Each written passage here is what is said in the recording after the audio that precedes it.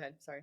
I should have kept it. We should have talked about this. This is my bad. There was something I was reading about from the ADA that they're pushing out to have like you sign it and send it to your state representatives, and it's to stop insurance companies from controlling what the fees you can charge are when it's an uncovered procedure. So this person has the insurance. The insurance is like, go ahead, we pay for everything.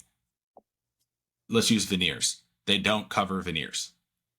So then you're like, okay, well, this isn't covered by your insurance. So my veneers cost $2,000. But then the insurance company is like, no, no, no, you can only charge this much. And it's like, Even wait. though they have nothing to do with it. Yeah, you don't cover it, but you are contractually obligated to do this. And so optometry and dentistry have come together because they do it for both. And they're starting to get dentists to sign these bills. But it's like, yeah, how do they dictate what you do when they don't even pay for it? They're not even involved in it. The only thing they say is, we won't pay for it. But So you could that can't even charge that much.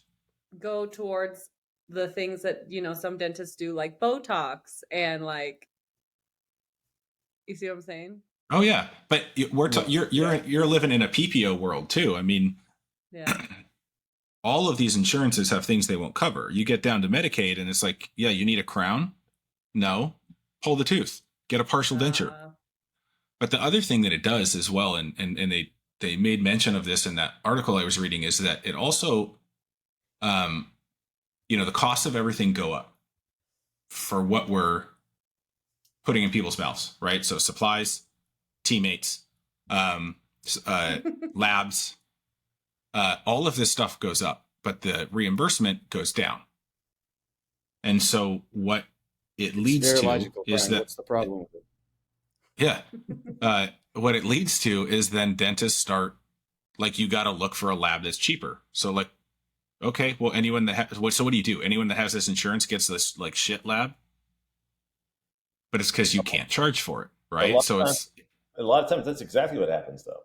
No, it is. And so it's a smart bill to pass, because then it actually does protect the patient, so that people aren't sending it out to some lab in some other country that's garbage, and you don't even actually know if it's Emax, or you don't know if it's zirconia.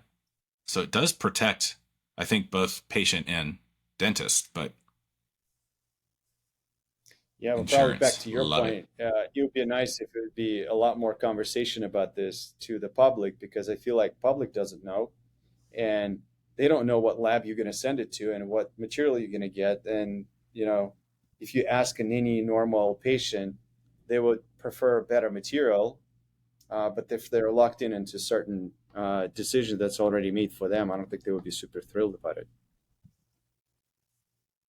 So yeah, but I also think you get the whole phenomenon. You get the whole phenomenon where the patient says, well, if the insurance covers it, then I'll go ahead and get that done.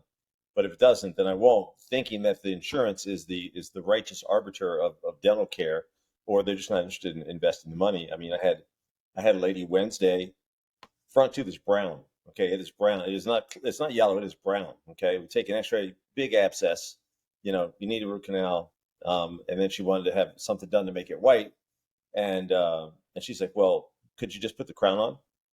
Could you just do that? I'm like, well, I could, but like, you have this big abscess. And we talked about it for a bit. And she said, well, if the insurance covers it, I'll do it. If not, then I'll just live with my brown tooth. I mean, I went through the whole thing about the bacteria going to other parts of the body. We talked about it's eating away at the bone. I mean, we talked about all the bad things that are going on and that just don't hurt, or don't hurt yet. And in the end, it was like, well, if the insurance covers it, I'm good. If not, no. So I wonder how many people would go, oh, I'll opt for a better crown for an extra $100, versus I'll just take whatever the insurance covers because I don't want to pay any money out of pocket.